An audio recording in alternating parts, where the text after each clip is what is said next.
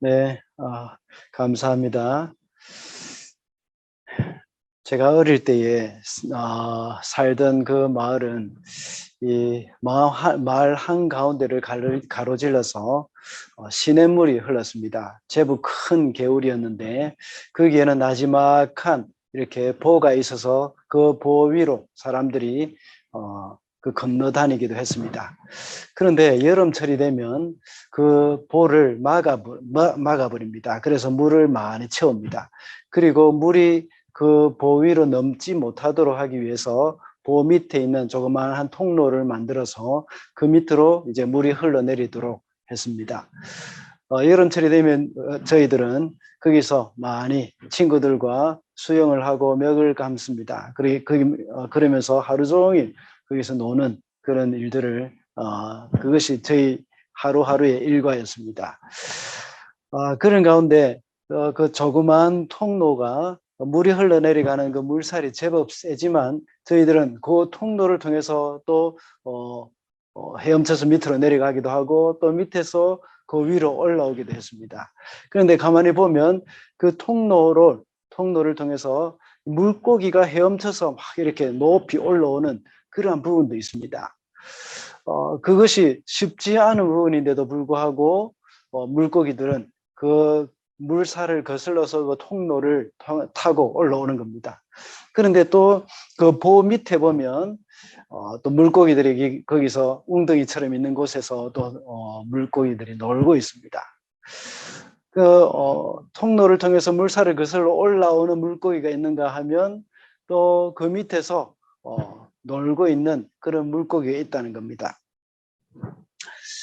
이 그리스도인들도 역시 물을 거슬러 올라가는 물고기와 같은 그런 사람들이 있는가 하면 그냥 편안한 곳에 지내는 그런 사람들도 있습니다. 그러나 또 물을 거슬러 올라가는 물고기라도 힘을 빼버리면 그냥 물을 따라 내려갑니다. 영적인 도약을 원하는 사람은 물을 거슬러 보 위로 올라가는 물고기와 같은 그런 열정을 가지고 헤엄을 칩니다. 사람은 그냥 내버려 두면 다 편안한 길로 가게 되어 있습니다. 세상이 흘러가는 대로 함께 떠내려가는 겁니다. 그러나 우리 그리스도인들은 세상을 거슬러 올라가야 합니다. 오늘 본문에서 야곱은 베델에서 하나님과 만남을 가지고 이 큰 은혜를 경험하고 하란까지 도착을 했습니다. 그렇다면 야곱은 언제부터 야곱은 이제부터는 어떤 삶을 살아야 하겠습니까? 영적인 도약을 위해서 물을 거슬러 가는 그런 물고기와 같은 삶을 살아야 합니다. 베델에서 하나님과 만나고 은혜를 많이 받은 상황에서 자기가 정말 물고기와 같이 물을 거슬러 올라가는 물고기와 같이 이렇게 힘차게 도약을 하지 않으면 그냥 슬슬슬 그냥 타고 물고기와 같이 힘을 뺀 물고기가 물을 흐름과 같이 떠내려가는 것처럼 우리 그리스도인들도 마찬가지입니다. 그렇게 힘써서 물을 거슬러 올라가려고 하지 않으면 같이 세상 흘러가는 대로 흘러가게 마련입니다. 사명자로서의 삶을 우리는 살기 위해서는 정말 이 물고기와 같이 세상을 거슬러 올라가는 그런 삶을 살아야 합니다. 하나님의 약속을 받은 사람으로서 그 약속을 붙들고 이 하나님이 주신 그 비전을 이루기 위해서 하나님과 날마다 동행하면서 살아야 합니다. 그래서 언제든지 하나님이 다시 가나안으로 가라고 하시면 떠날 준비를 하면서 살아야 합니다.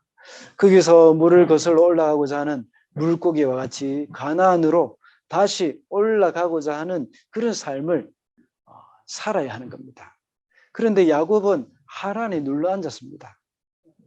그래서 많은 사람들도 역시 오늘날 그리스도인들도 역시 이런 야곱과 같이 그냥 하란에 머물고 있는 주저앉아 버리는 야곱과 같이 이 세상의 가치관 앞에 주저앉아 버리는 그런 부분들이 참 많이 있습니다. 하나님이 야곱에게 주신 꿈은 까맣게 잊어버린 채 마치 물고기가 보 밑에서 노니는 것처럼 하란에 머물면서 결혼을 위해서 살았고 자식을 위해서 살았습니다. 그리고 재산을 증식하는데 그의 인생을 완전히 다 바치면서 살았던 겁니다. 우리 그리스도인들도 마찬가지입니다. 성도들이 예수님을 믿고 주님을 위해서 살려고 노력을 해야 합니다. 그러나 성도들은 물을 거슬러 올라가는 물고기로 살려고 하지 않고 보호 밑에서 헤엄을 치면서 살려고 하는, 그런 보호 밑에서 그냥 편안하게 살려고 하는 그런 사람들이 참 많습니다. 그래서 야곱과 같이 하란에 머물면서 평생을 결혼을 하고 또 가정을 일구고 재산을 증식하는 일에 시간을 다 쏟아붓는 그런 일을 하고 있습니다. 그래서 화장실 숫자 늘리는 일에 평생을 다 보내고 있는 겁니다. 처음에는 화장실 하나 있는 집을 샀다가 나중에 돈을 더 모으면 화장실 2개짜리 집을 사서 또 그 다음에 또 더 모으면 화장실 3개짜리 집을 사면서 계속해서 화장실 개수만 늘린다는 말입니다. 이런 분들은 화장실 숫자 늘리기 위해서 사는 사람들처럼 보입니다. 그러나 우리 그리스도인은 다르게 살아야 합니다. 화장실 숫자 늘리기 위해서 사는 것이 아니라 사명을 위해서 살아야 하는 겁니다. 여러분은 무엇을 위해서 살고 있습니까? 사명을 위해서 사시겠습니까? 아니면 재산 증식을 하기 위해서 사시겠습니까?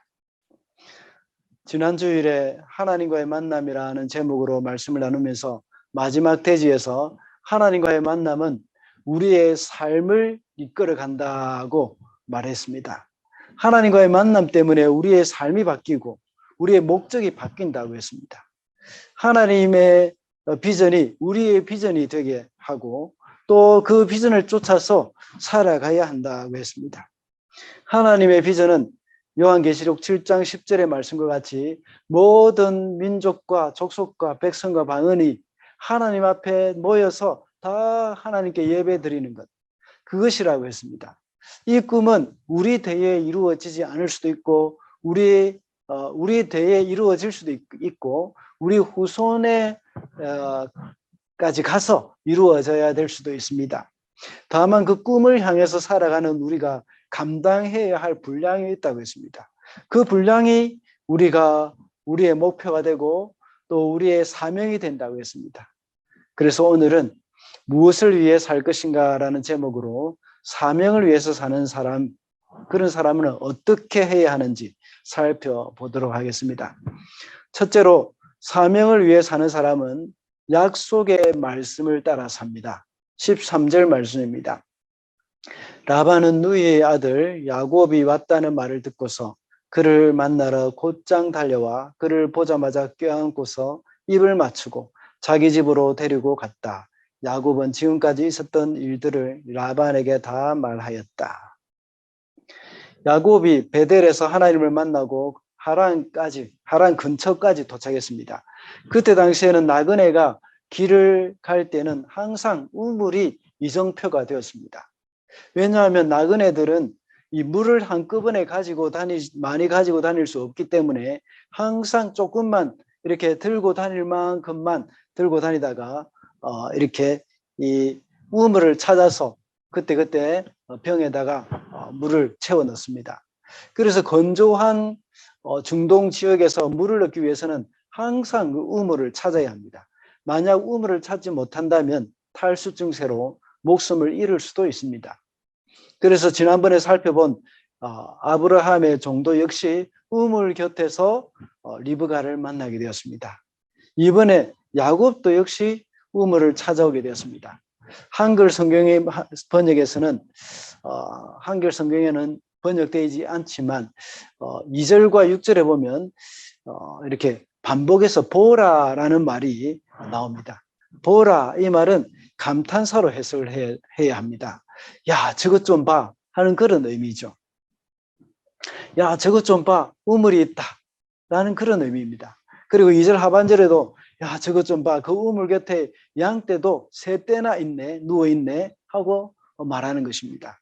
그리고 6절에서도 역시 야, 저것 좀 봐, 마침 저기 라반의 딸 라헬이 지금 양을 몰고 오고 있네 하고 말하는 것입니다. 이 말이 의미하는 것이 뭐겠습니까? 전혀 기대하지 않았던 그 일인데 이렇게 척척 잘 맞아 떨어진다는 것입니다. 오늘날 우리는 여행할 때 구글 맵이 있어서 다들 어디를 가든지 그것을 켜가면 구글 맵이 알아서 우리를 잘 인도해 줍니다. 혹시 우리가 길을 잘못 들어서 가게 되면 또 경로를 바꿔서 또 인도해 줍니다. 그런데 그때 당시에는 지도조차도 없었습니다. 그런데 야곱이 어떻게 그 먼 하란까지 찾아갈 수 있었겠습니까? 그냥 이쪽으로 가면 될 것이라는 그런 짐작을 하면서 물어서 여기까지 온 것입니다. 그때 걸어서 가는 중에 마침 우물이 거기에 있었던 것입니다. 우물에서 물병에 물이나 좀 채워야겠다고 생각했는데 보니까 양떼가 세 떼가 누워 있는 겁니다. 양이 거기 있다는 말은 무슨 말입니까? 사람도 거기 있다는 말이죠. 그렇기 때문에 거기서 물을 기를 수도 있어서 좋다는 것인데 거기에서 물을 기를 뿐만 아니라 사람을 만나서 길도 물을 수가 있는 겁니다. 그리고 그들에게 물어보니까 그들은 어디에 있다고 했습니까? 어디에서 왔다고 했습니까? 하란에서 왔다고 말합니다. 그러면 야곱이 또 묻습니다. 그러면 라반도 아느냐? 나홀의 손자 라반을 너희가 아느냐? 하고 물어봅니다.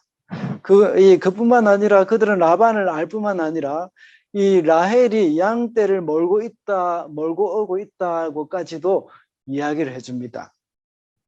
뭔가 악우가 착착 들어맞다 하는 생각이 들지 않습니까? 그래서 히브리 원문에서는 보라 하는 그런 말이 여러 번 들어가 있는 겁니다. 이렇게 타이밍이 기가 막히게 맞아떨어지는 이유가 뭐겠습니까? 하나님이 하셨기 때문입니다. 하나님이 야곱에게 약속하신 말씀과 같이 그와 함께 해주셨고 그의 길을 인도해 주셨기 때문입니다.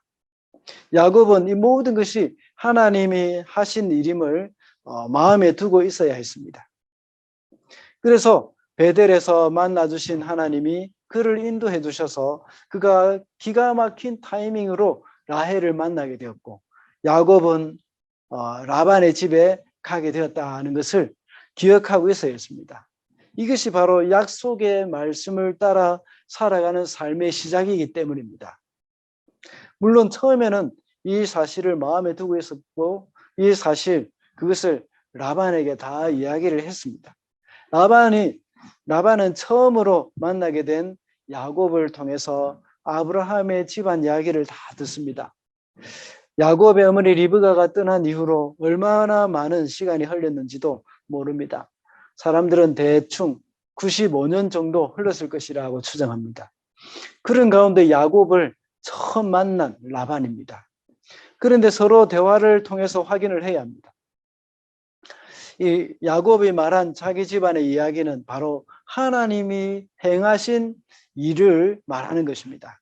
사실 야곱이 해야 할 사명은 이것입니다. 하나님이 하신 일을 사람들에게 알리고 하나님께서 할아버지 아브라함을 비롯해서 자기 집에 어떤 일을 행하셨는지 사람들에게 전하는 것입니다. 그리고 지금까지 야곱의 아버지 이삭이 리브가와 결혼하고 그랄에 살았던 이야기도 다 했을 것입니다. 그리고 하나님이 복을 주셔서 많은 재산이 불어났다는 이야기도 했을 것입니다. 그리고 또 몇 번이나 우물을 팔 때마다 우물에서 물이 솟아나고 또 우여곡절 끝에 지금의 브엘세바 거기에 정착하고 살고 있다는 이야기도 아마 했을 것입니다. 이것보다 더 중요한 일은 없습니다. 이것보다 더 중요한 말도 또한 없습니다. 이 이야기가 바로 그때 당시 사람들이 들어야 할 복음이었습니다. 라반의 가족에게 그것을 전했으면 이제 야곱은 어떻게 되겠습니까? 그 말씀을 붙들고 살아야 합니다. 베델에서 자신을 만나주신 그 하나님과 늘 동행하면서 살아야 하는 겁니다. 이것이 바로 아브라함이 살던 삶의 방식입니다. 아브라함이 어떻게 살았습니까? 조카 롯에게 땅을 다 양보했던 할아버지 아브라함. 롯이 붙들려 갔을 때 318명이나 되는 종들을 다 데리고 가서 그 연합군 그들라오멜의 연합군을 다 무찌르고 롯을 구해올 뿐만 아니라 롯 주변에 소돔과 고모라와 그 주변에 있는 이 성의 사람들을 다 구해왔던 것들, 그리고 또 자기가 가질 수 있던 전리품 이런 것 하나도 취하지 않고 다 돌려주고, 또 11조를 이 아비멜렉에게 이렇게 멜기세덱에게 다 11조를 내어줬던 것, 이런 것들도 다 이야기했을 것입니다. 소돔과 고모라 비롯한 모든 사람들이 그 아브라함을 좋아하고 칭송하고 인정을 받았지만, 그래도 조용히 하나님과의 관계를 더 소중히 여기면서 헤브론으로 가서 살았던 그 할아버지, 그의 또 100세에 또 어떤 일이 있었습니까? 100세에 낳은 아들 그 이삭, 자기 아버지 이삭을 모리아 산으로 데리고 가서 하나님께 바친 일들, 이러한 이야기를 야곱이 몰랐을 리가 없고, 그 외삼촌 라반과 이야기를 했을 것입니다. 그리고 과거에 라반이 아브라함의 종을 통해서 들었다 하는 것도 확인을 했을 것입니다. 라반이 말했을 것입니다. 그래, 그렇지. 나도 들었어. 내 할아버지의 그 늙은 종이 우리 집에 와서 그 이야기도 다 해줬어 하면서 맞장구를 쳤을 것입니다. 그렇다면 야곱이 베델에서 만난 그 하나님이 자기의 할아버지의 하나님이시고 자기의 아버지의 하나님이시라는 사실, 그것을 알았다면 야곱은 베델에서 만난 그 하나님의 그 약속의 말씀을 따라 살아야 하는 겁니다. 이 땅을 살아가는 그리스도인들 역시 세상 사람들에게 하나님의 말씀을 전하고 그 약속의 말씀을 붙들고 말씀 따라 살아가야 하는 사람들입니다. 약속의 말씀이 무엇입니까? 바로 성경 말씀입니다. 그리고 예배 때마다 듣는 설교입니다. 늘 하는 말씀이지만 여러분의 말씀을 듣고 깨달았다면 그 말씀을 붙들고 살아야 합니다. 말씀을 듣고 그냥 흘려버리면 아무 소용이 없습니다. 말씀이 우리 속에서 역사하시도록 우리는 그대로 살아야 합니다. 씨 뿌리는 비유를 여러분들 생각하시기 바랍니다. 그 중에 돌밭에 떨어진 씨앗이 있고, 또 가시밭에 떨어진 씨앗이 자라지 못하거나 열매를 맺지 못한 이유가 무엇입니까? 돌밭에 떨어진 씨앗은 말씀으로 말미암아 이 받게 되는 환난이나 박해 때문에 곧 넘어지는 자들입니다. 그리고 또 가시밭에 떨어진 씨앗은 그 씨앗이 자라지 못하는 것은 바로 세상의 염려와 재물의 유혹 때문에 열매를 맺지 못한다는 것입니다. 오늘날 성도 중에서는, 오늘 우리 뉴질랜드에 있는 성도들은 대부분 다 돌밭에 떨어진 씨앗에 가깝겠습니까? 아니면 가시밭에 떨어진 씨앗에 가깝겠습니까? 이것도 저것도 아니면 길가입니까? 아니면 옥토입니까? 말씀을 듣지만 삶 가운데 열매를 맺지 못하는 이유가 바로 세상의 염려와 재물의 유혹, 그것으로 말미암아서 열매를 맺지 못하는 경우가 참 많습니다. 특별히 뉴질랜드나 자유세계에 살고 있는 성도들은 대부분 다 이렇게 가시밭에 떨어진 씨앗과 같은 그러한 삶이라는 것입니다. 야곱도 마찬가지입니다. 베델에서 하나님을 만났고 약속의 말씀을 받고 은혜도 많이 받아서 힘있게 하란까지 왔습니다. 그런데도 결혼도 해야 하고 아이도 키워야 하고 재산도 모아야 되는 그런 여러 가지 일들 때문에 그 약속의 말씀을 따라 살지 못했습니다. 우리도 역시 하나님의 말씀을 듣지만 아무리 생각해도 말씀대로 살면 손해보며 살 것 같다는 생각이 듭니다. 또 그리고 말씀대로 살면 이 세상에서 집도 한 채 못 살 것, 내 것으로, 내 소유로 못 구할 것 같다 하는 생각이 들기도 합니다. 또 말씀대로 살다가는 사회생활에서 무시당하고 바보 소리 들을 것 같다는 생각이 들기도 합니다. 그래서 그냥 주저앉아 버리게 되는 그런 우리의 모습입니다. 이것이 바로 물고기들이 보를 넘어가지 못하고 그 보 밑에서 헤엄치고 노는 것밖에 되지 못합니다. 하란에 주저앉으려고 하는 것입니다. 우리는 사명자로 살아야 합니다. 사명을 위해서 사는 사람들은 어떻게 사는 사람입니까? 약속의 말씀을 따라 사는 사람들이라고 했습니다. 둘째로 사명을 위해 사는 사람은 주를 위한 목적이 있습니다. 18절 말씀입니다. 야곱은 라헬을 더 사랑하였다. 그래서 그는 제가 7년 동안 외삼촌 일을 해드릴 테니 그때 가서 외삼촌의 작은 딸 라헬과 결혼하게 해 주십시오 하고 말하였다. 이렇게 인사를 마치고 야곱은 라반의 집에 머물게 된 지가 한 달이 되었습니다. 그때 라반이 야곱에게 15절과 같이 말합니다.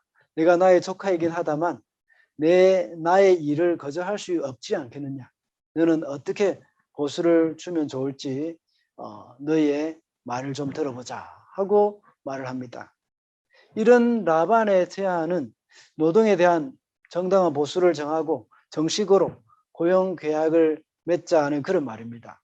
겉으로 보기에는 조카인 야곱을 정당하게 대우해 주려는 그런 삼촌의 배려가 담겨 있는 것처럼 보입니다. 그러나 실제로 야곱이 하란에 도착한 후에 한 달 동안 그 조카를 지켜본 라반은 아주 야곱이 성실하고 목자로서 능력을 잘 갖췄다는 사실 발견했을 것입니다. 그리고 양을 돌보는 그런 방법들 이런 것들이 아주 이 야곱에게 탁월했기 때문에 그것을 야곱을 잘 이용해서 자기의 재산을 늘려보려고 하는 그런 욕심이 있었던 것입니다. 야곱은 라반과 약속하기를 라헬과 결혼하기 위해서 7년 동안 외삼촌에게 봉사하겠다고 말을 합니다. 사실 레아가 언니이지만 야곱은 동생인 라헬을 더 사랑했습니다.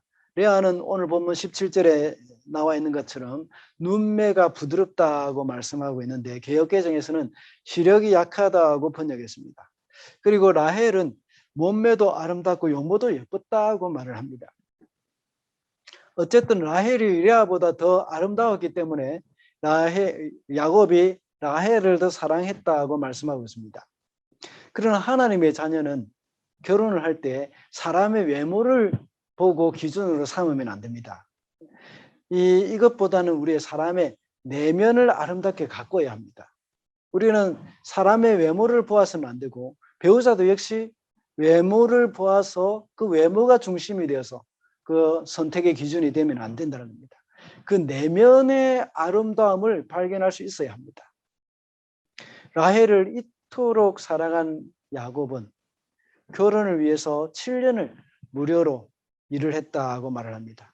아무 돈도 없이 빈손으로 도망 나온 야곱, 라헬과 결혼하기 위해서 이 지불해야 할 결혼 지참금이 있을 리가 없습니다. 그래서 7년 동안 무보수로 일을 하겠다고 약속을 합니다. 보통 결혼 지참금을 줄 때에는 사람 내에 한 3년 내지 4년의 노동의 비용, 노동자의 임금의 3, 4년 정도의 그 대금을 지불을 합니다. 그런데 오늘 야곱은 약속하기를 7년을 무료로 봉사하겠다고 말합니다. 훨씬 엄청나게 많은 그런 돈을 지불하는 것이나 마찬가지입니다. 이만큼 야곱이 라헬을 사랑했다는 것입니다. 베델 사건으로 하나님의 종이 된 야곱이었습니다. 그런데 이제는 라헬을 위해서 라반의 종이 된 것입니다. 그런데 나중에 보면 라반에게 속아서 결혼을 위해서 7년을 더 일을 해야 합니다. 이렇게 되면 야곱은 라헬과 결혼하기 위해서 14년을 라반의 종이 되었던 겁니다. 고용 계약을 한 것입니다. 임시직에서 정규직으로 바뀐 것입니다. 파트타임에서 풀타임으로 바뀐 겁니다. 어떻게 보면 이것이 훨씬 안정적이고 노동계약에 있어서 유리하게 여겨질 수도 있습니다.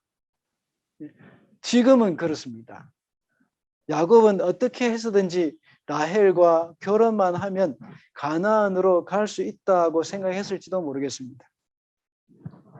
그런데 야곱은 결혼을 위해서 굳이 이렇게 할 필요는 없었습니다.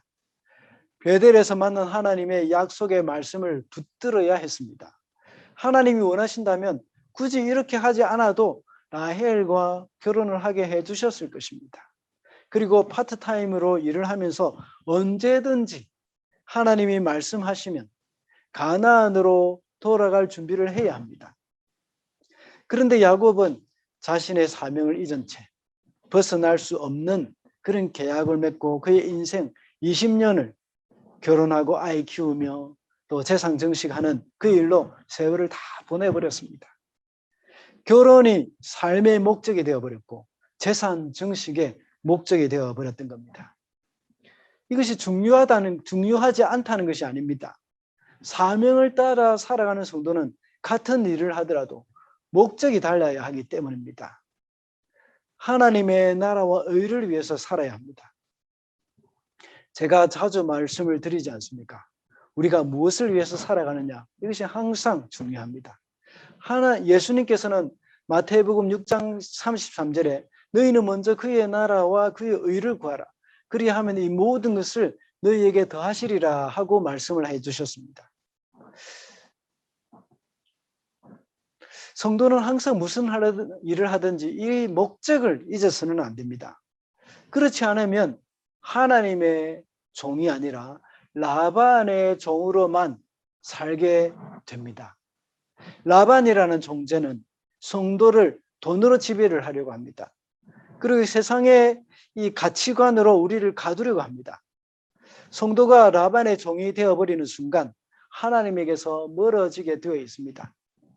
성도가 살아가는 목적이 하나님의 나라와 하나님의 의를 위해서 산다는 것을 명심할 때에 라반의 지배에서 벗어날 수가 있습니다. 우리가 비즈니스를 할 때 하나님의 영광을 위해서 하는 그런 사람들은 고객과 조금의 마찰이 있어도 시비가 있어도 양보를 하고 맙니다. 그리고 우리의 목적이 결혼이나 돈을 모으는 그 자체에 있다면 그 하나님의 종이 아니라 라반의 종이 되는 것입니다. 라반이라는 존재는 우리가 무엇을 좋아하는지 잘 알고 있습니다. 라반은 야곱이 라헬을 사랑한다는 사실을 알고 있었습니다. 그래서 라헬을 이용해서 야곱을 지배하려고 했던 겁니다. 성도가 세상에 있는 것이나 이 세상을 사랑하게 된다면 그것을 통해서 라반의 지배를 받기가 쉽습니다. 그래서 사단은 라반과 같이 그것을 이용해서 우리를 끊임없이 지배하려고 합니다. 우리가 만약에 돈 자체를 사랑해서 그것을 그것이 돈이 우리의 목적이 되어진다면 사단은 돈을 이용해서 우리를 지배를 하려고 합니다.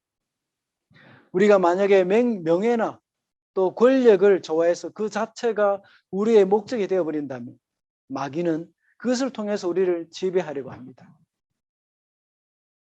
그리스도인들 중에 정치가도 나와야 하고 대통령도 나와야 합니다. 그리고 사업가도 나와야 합니다. 그러나 그 자체가 목적이 되어버리면 안 됩니다. 정치가가 되어서 권력을 얻어서 그 권력 자체가 목적이 되어 있으면 안 된다는 것입니다. 권력을 잡아서 백성을 섬기고 하나님이 기뻐하시는 나라로 이끌어가는 그것이 목적이 되어야 하는 겁니다.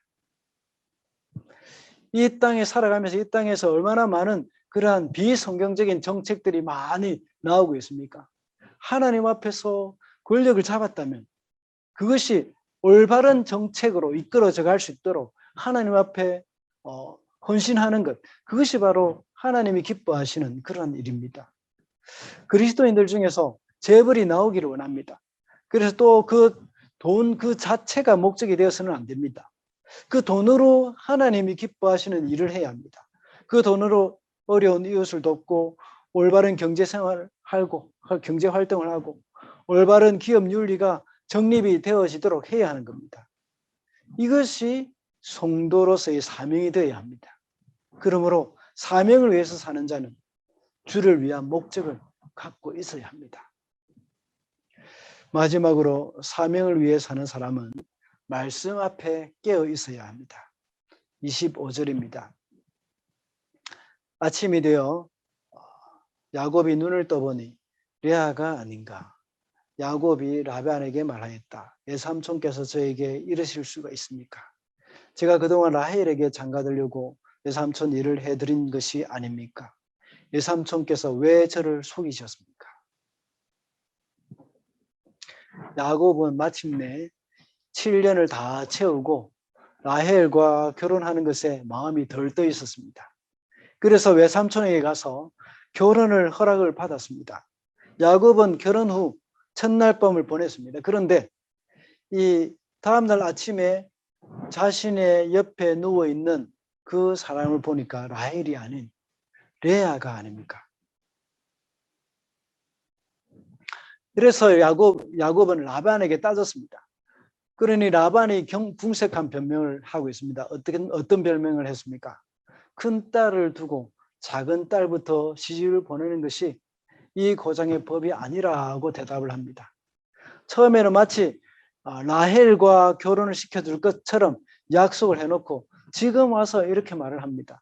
물론 라헬과 결혼을 시켜주지 않은 것은 아닙니다.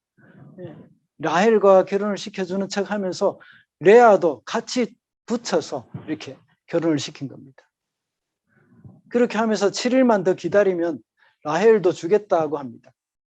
그리고 7년을 더 봉사하라고 말을 하는 것입니다. 라반은 아주 영리한 사람입니다. 야곱이 아주 성실하고 양치기의 전문가로서 일을 아주 잘 했습니다. 그러니 7년만 부려먹고 보내버린다고 생각하니까 너무 아까운 겁니다. 그래서 한 가지 꾀를 낸 것입니다. 결혼식 후 첫날 밤 캄캄해서 서로를 알아보기가 어려울 때에 라헬 대신에 레아를 야곱과 잠을 자게 하는 것이었습니다. 그렇게 할 경우에 아무도 데려가지 않을 그 레아도 야곱에게 주고 라헬을 위해서 또다시 7년을 일을 시킴으로써 자기의 유익도 얻으려는 것입니다. 라반으로서는 일석이조입니다. 이 일로 인하여서 야곱은 결혼을 위해서 또다시 7년을 라반의 종살이를 하게 됩니다. 처음 7년도 라헬을 위해서 봉사했고 또다시 7년을 봉사했습니다. 처음에 7년을 봉사할 때 야곱은 라헬을 사랑하는 까닭에 7년이라는 세월을 마치 며칠처럼 느끼게 되었다고 말씀하고 있습니다. 얼마나 이 날만을 기다렸겠습니까? 마침내 결혼을 해서 행복하게 살려고 했는데 보니까 라헬이 아니었던 겁니다. 얼마나 실망을 했겠습니까? 우리에게도 이런 일이 일어날 때가 많습니다. 대단히 큰 기대를 했는데 결과가 아주 큰 실망으로 끝나는 일이 있지 않습니까? 저는 어릴 때 우리 부모님이 자전거를 사주실 것이라고 약속을 하고 또 이제 거기에 대해서 큰 기대를 했습니다. 하루는 저희 부모님이 시내로 나가셨습니다. 이제 저는 어머니 아버지가 시내에서 이제 저녁에 돌아오시면 분명히 자전거를 사오실 것이라고 큰 기대를 했습니다. 그래서 나름대로 자전거의 모양도 그려보기도 했습니다. 하루 종일 부모님이 오시길 기다리고 있었습니다. 또 우리 옥상에 올라가면 이제 기차역이 보입니다.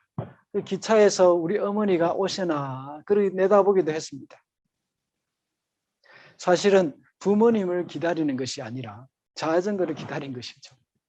그런데 마침내 부모님이 오셨는데 빈손으로 오신 것입니다.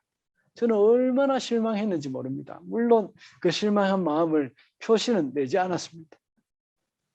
아마 누구나 이런 비슷한 경험을 했을 것입니다. 새로운 자동차 하나를 구입했는데 그 구입하고 몇 달을 기다리면서 공장에서 곧바로 나온 자동차를 받았습니다.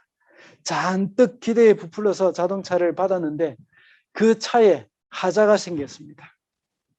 그때 얼마나 마음이 상처가 되고 이 마음이 상하고 화가 나겠습니까? 새 집을 지었는데 기대에 부풀어서 이사도 하고 또 목사님을 불러서 입택 예배도 드렸습니다. 그런데 그날 저녁에 잠을 자는데 이제 천정에서 빗물이 뚝뚝뚝 떨어지는 겁니다. 참 이렇게 하면 얼마나 마음이 실망스럽겠습니까? 또 화도 나고 짜증도 나겠습니까? 이런 실망은 기대가 크면 클수록 더 마음이 상하게 됩니다. 그래서 하는 말이 기대가 크면 실망도 크다 하는 그 말이 있지 않습니까? 야곱도 7년이라는 세월을 기다리면서 라헬과 결혼할 날만 기다리고 있었습니다. 그런데 다음날 아침에 눈을 떴을 때는 얼마나 실망을 했겠습니까? 왜 이런 일이 일어났습니까? 지나치게 집착했기 때문입니다. 그래서 그것이 우상이 되어버렸습니다. 결혼이 하나님의 선물이라고 생각을 하기보다는 본인이 쟁취해서 얻은 것이라고 생각하기 때문에 더 실망이 컸습니다. 우리에게 있는 귀한 것은 우리가 노력해서 쟁취한 것이 아닙니다. 하나님의 선물입니다. 하나님의 선물이라는 생각을 잊어버리는 순간 거기에 집착하게 되고 우상이 되어지는 겁니다. 이스라엘 백성이 가나안에 들어가서 얻은 곡식, 포도, 그리고 또 무화과 나무 열매, 그리고 올리브 기름, 그 모든 것은 다 하나님이 주신 선물입니다. 우리에게 있는 것 모두 내가 일구어낸 것이 아니라 하나님의 선물이는 것입니다. 우리의 집, 자동차, 건강, 가족, 자녀, 이 모두가 하나님이 우리에게 주신 선물임을 우리는 잊어서는 안 되는 겁니다. 그럴 때 그것을 귀하게 여기기는 하지만 우상이 되지 않고 또 집착하지 않으며 하나님의 관점에서만 그것을 볼 수가 있는 겁니다. 그렇지 않을 경우 지금의 모든 수고가 하루아침에 사라지고 맙니다. 야곱이 라헬을 사랑해서 7년을 기다리며 열심히 종노릇한 것이 하루아침에 다 날아가 버렸습니다. 왜 그렇습니까? 방금 말씀드린 바와 같이 라헬에게 집착해 있었기 때문입니다. 야곱이 이제 7년 고생 끝났다, 라헬과 결혼할 수 있다 하는 그 들뜬 마음에 라헬이 그의 우상이 되었습니다. 결혼이 그의 우상이 되었습니다. 라헬 외에는 눈에 뵈는 것이 없었습니다. 그래서 라반이 자기를 속였음에도 불구하고 야곱은 그것을 깨닫지 못했던 겁니다. 그 일이 그날 밤에 갑자기 이루어진 일이겠습니까? 아마 잔치를 준비하는 동안 이 일이 가족 안에서 비밀리에 이야기가 되었을 것입니다. 이럴 때 사랑하는 야곱을 언니에게 빼앗기게 된 라헬, 얼마나 속이 상했겠습니까? 또 레아는 어떻습니까? 마치 별책 부를 것 같이 끼어서 팔려가는 듯한 느낌을 받는 그 레아의 마음은 또한 어떠했겠습니까? 이러한 가족의 분위기, 이것을 볼 때에 야곱이 말씀으로 깨어 있었다면 이상한 낌새를 느꼈을 수도 있을 것입니다. 그리고 이렇게 결혼해도 되겠습니까? 하고 하나님 앞에 물었을 것입니다.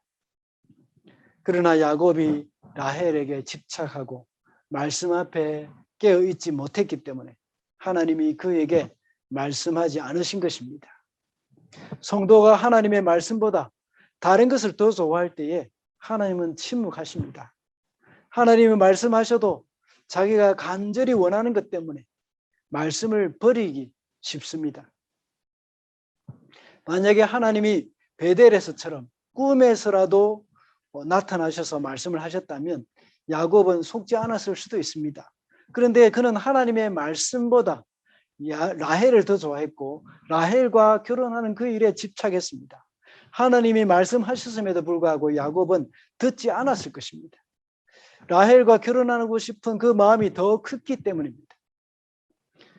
지난번에 말씀을 나눈 것 같이 야곱의 아버지 이삭도 역시 말씀 앞에 깨어있지 않았을 때에 하나님은 침묵하셨습니다.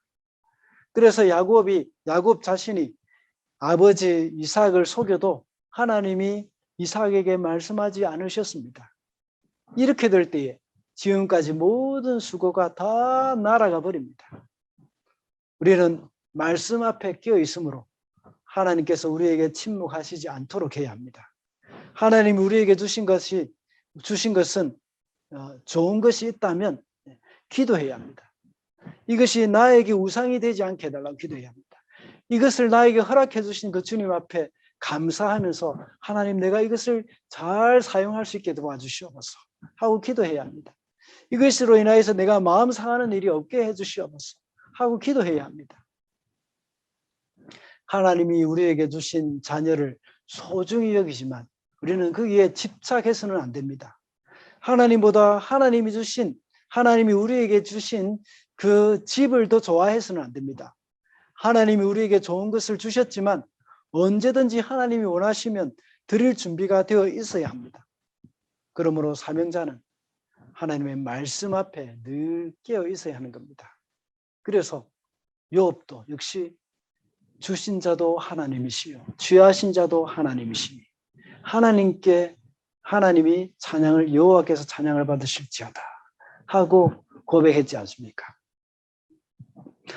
말씀을 맺겠습니다. 이곳 뉴질랜드까지 오셔서 얼마나 많은 고생을 하셨습니까?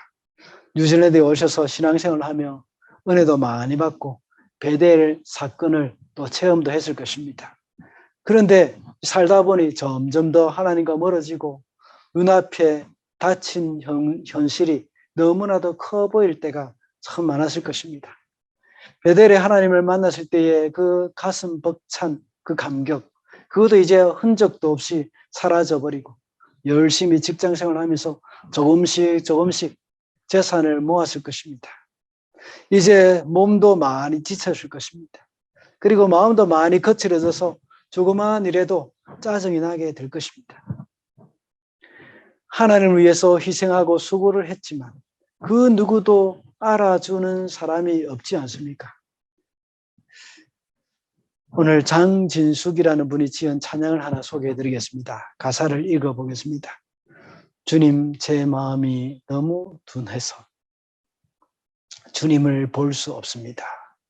이 땅에 속하여 이 땅만 보다가 주님 손을 놓쳤습니다. 나는 나그네로 왔는데 왜 주저앉게 되었나? 나는 청지기인데 언제부터 내 삶의 주인이 되어버렸나? 믿음이 없이는 기쁘시게 못하나니 고된 수고도 다 헛될 뿐이라. 믿음이 없어서 무너진 삶의 모든 자리에 다시 주님을 기다립니다. 믿음이 없이는 기쁘시게 못하나니 주를 찾는 자 반드시 만나리. 믿음이 없어서 무너진 삶의 모든 자리에 다시 주님을 기다립니다. 다시 주님을 기다립니다. 다시 주님을 기다립니다. 우리는 이 세상에 사명을 위해서 살아야 하는 사람들입니다. 그런데 우리의 마음이 너무 둔해서 하나님의 말씀을 듣지도 못했습니다. 그리고 나그네로 살다가 다시 가나안으로 가야 하는 사람들인데 이 하란과 같은 이 땅에 소망을 두고 이 땅에 주저앉아 버리는 그러한 일들이 얼마나 많습니까? 이제 다시 일어나야 하겠습니다. 그래서 사명자로서 약속의 말씀을 따라 살고 주님을 위한 목적을 가지고 주님 앞에 늘 깨어 있어야 하겠습니다. 그래서 이 땅에 보내심을 받은 하나님의 백성으로서의 사명을 위해서 살아가는 저와 여러분이 되시기를 바랍니다.